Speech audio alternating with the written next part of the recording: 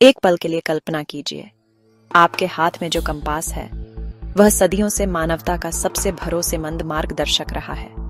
जब वह उत्तर दिशा की ओर इशारा करता है तो किसी ने उस पर सवाल नहीं उठाए, क्योंकि उत्तर हमेशा वहीं था। या क्या वाकई था? पृथ्वी के केंद्र में पिघला हुआ लोहे का महासागर लगातार गतिशील रहता है। यह अदृश्य प्रवाह हमारे ग्रह के चारों ओर एक विशाल चुंबकीय कवच बनाता है। यह कवच न केवल हमारे कंपास को मार्गदर्शन करता है, बल्कि हमें सूर्य के घातक कण तूफानों से भी बचाता है। लेकिन यहीं एक रहस्य छुपा हुआ है। उत्तर चुंबकीय ध्रुव स्थिर नहीं है। पिछली सदी में वह चुपचाप कनाडा से अलग हो गया और साइबेरिया के ताइमिर प्रायद्वीप की ओर तेजी से बढ़ने लगा। हाल के वर्षों में इस प्रवाह की गति असाधारण रूप से बढ़ गई है। कंपास की विश्वसनीयता पर सवाल उठाए गए हैं और उड्डयन से सैन्य प्रणालियों तक कई क्षेत्रों में सटीक समायोजन अनिवार्य हो गए हैं। उदाहरण के लिए 2000 के दशक की शुरुआत में अलास्का के कुछ छोटे हवाई अड्डों को चुंबकीय उत्तर के अनुसार अपने रनवे नंबर अपडेट करने पड़े। यह विमानन के लिए एक महत्वपूर्ण सुरक्षा उपाय था। तो यह प्रवाह क्या मायने रखता है? अगर एक दिन आपका कंपास आपको एकदम अलग दिशा में ले जाए तो क्या होगा? अगर ऑरोरा लाइट्स अन्य महाद्वीपों में चली जाएं, तो हमारा आकाश कैसे बदल जाएगा? और अगर पृथ्वी के चुंबकीय ध्रुव एक दिन पूरी तरह उलट जाएं, तो सभ्यता पर क्या असर होगा? अदृश्य शक्ति चुंबकीय क्षेत्र की प्रवाह एक सामान्य भूवैज्ञानिक घटना से कहीं अधिक है। पृथ्वी की सतह हमें सुरक्षित, स्थिर और शांत लग सकती है, लेकिन सतह के नीचे करीब 3000 किलोमीटर गहराई में ग्रह का सबसे बड़ा रहस्य छुपा है, बाहरी कोर। यह क्षेत्र 4000 से 6000 डिग्री तापमान पर तरल लोहे और निकल का उबलता मिश्रण है।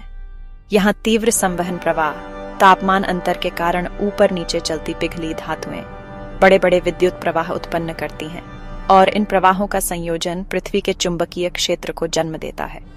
इस प्रक्रिया को डायनमो सिद्धांत द्वारा समझाया जाता है। जैसे साइकिल के आगे छोटे डायनमो पहिए की गति से बिजली बनाते हैं, वैसे ही पृथ्वी भी आंतरिक गति के माध्यम से लगातार अपना चुंबकीय क्षेत्र बनाती रहती है। लेकिन इस डायनमो का पैमाना कहीं ज्यादा विशाल है। यह क्षेत्र हमारे ग्रह के चारों ओर मैग्नेटोस्फीयर नामक विशाल कवच बनाता है। सूर्य से आने वाले अधिकांश उच्च ऊर्जा कण इस कवच द्वारा विचलित हो जाते हैं। अगर चुंबकीय क्षेत्र न होता तो हमारा वातावरण तेजी से क्षरण हो जाता और सतह घातक विकिरण से जल जाती। 1833 की प्रसिद्ध कैरिंगटन घटना के दौरान अगर यह चुंबकीय सुरक्षा न होती तो आधुनिक दूरसंचार और बिजली के नेटवर्क लगभग पूरी तरह ढह सकते थे। चुंबकीय क्षेत्र पृथ्वी के घूर्णन अक्ष के साथ बिल्कुल संरेखित नहीं है, इसलिए भौगोलिक और चुंबकीय ध्रुव भिन्न स्थानों पर हैं और ये समय के साथ स्थिर नहीं रहते। वे विशाल कंपास की सुई की तरह लगातार प्रवाहित होते हैं। भूवैज्ञानिक रिकॉर्ड यह दर्शाते हैं कि लाखों वर्षों से चुंबकीय ध्रुव न केवल हिलते डुलते रहे हैं, बल्कि कभी कभी पूरी तरह उलट भी जाते हैं। 87,000 वर्ष पूर्व ब्रूनहेस मथुयामा पलटाव इसका सबसे प्रसिद्ध उदाहरण है। उस समय उत्तर और दक्षिण चुंबकीय ध्रुवों ने जगह बदल ली थी, जिससे पृथ्वी एक बिल्कुल अलग चुंबकीय व्यवस्था में आ गई। हाल के इतिहास में लगभग 48,000 वर्ष पहले लाशांप घटना ने एक संक्षिप्त उल्टाव का संकेत दिया था। दिलचस्प बात यह है कि इन घटनाओं के दौरान जीवन जारी रहा था। यद्यपि चुंबकीय परिवर्तन भूवैज्ञानिक रिकॉर्ड में निशान छोड़ता है, मानवीय सभ्यता बच गई थी। चुंबकीय क्षेत्र के वितरण में 2 महत्वपूर्ण केंद्र हैं, कनाडियाई लोब और साइबेरियन लोब। सदियों तक कनाडियाई लोब प्रमुख था, जिससे उत्तर चुंबकीय ध्रुव कनाडा के निकट स्थिर रहा। लेकिन हाल के दशकों में कनाडियाई लोब कमजोर हो गया है, जबकि साइबेरियन लोब मजबूत हुआ है। इस असमानता ने ध्रुव को कनाडा से अलग कर ताइमिर प्रायद्वीप की ओर तेजी से बढ़ने के लिए मजबूर कर दिया। वैज्ञानिक इस परिवर्तन का श्रेय बाहरी कोर में प्रवाह के पुनर्गठन को देते हैं। पृथ्वी के केंद्र में पिघला हुआ लोहा धीरे धीरे लेकिन शक्तिशाली तरीके से चलता है, जिससे हमारे ग्रह का चुंबकीय नक्शा बदल जाता है। पिछली सदी में यह नृत्य तेजी से हुआ है। 1900 के दशक में उत्तर चुंबकीय ध्रुव अभी भी कनाडा के उत्तर में एल्समेरे द्वीप के पास था। 1990 के बाद प्रवाह ने गति पकड़ी और कुछ किलोमीटर प्रति वर्ष की गति तेज होकर कई दर्जन किलोमीटर प्रति वर्ष हो गई। 2019 में इसकी गति इतनी बढ़ गई कि वैज्ञानिकों को वर्ल्ड मैग्नेटिक मॉडल को अपडेट करना पड़ा। आज उत्तर चुंबकीय ध्रुव कनाडा छोड़कर साइबेरिया के तायमिर प्रायद्वीप की ओर जा रहा है। दिलचस्प बात है कि हाल के वर्षों में कुछ मंदी के संकेत मिले हैं। ध्रुव केवल रैखिक पथ नहीं अपनाता, कभी तेजी, कभी मंदी और कभी दिशा भी बदलता है। उत्तर चुंबकीय ध्रुव का प्रवाह केवल प्रयोगशालाओं का विषय नहीं है, यह रोजमर्रा की जिंदगी को भी प्रभावित करता है। आधुनिक जीपीएस तकनीक उपग्रहों पर निर्भर करती है, लेकिन कंपास की विश्वसनीयता अभी भी महत्वपूर्ण है।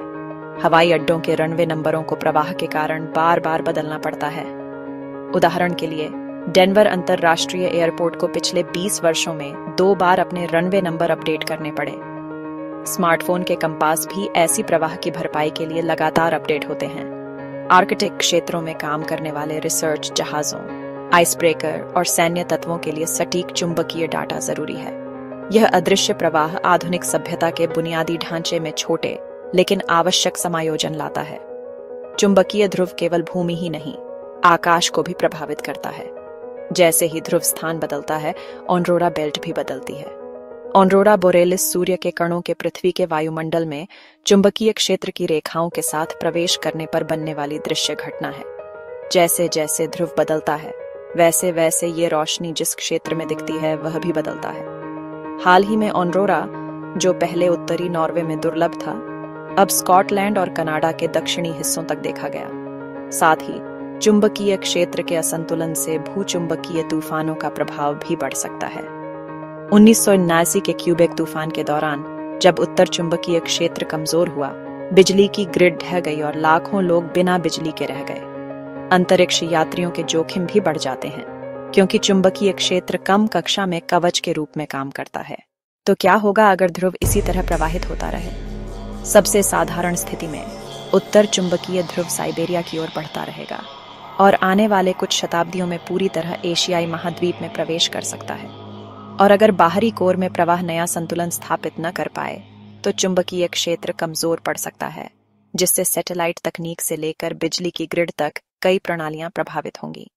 सबसे नाटकीय संभावना है चुंबकीय ध्रुव का पलटाव। यह प्रक्रिया हजारों वर्षों तक चलती है।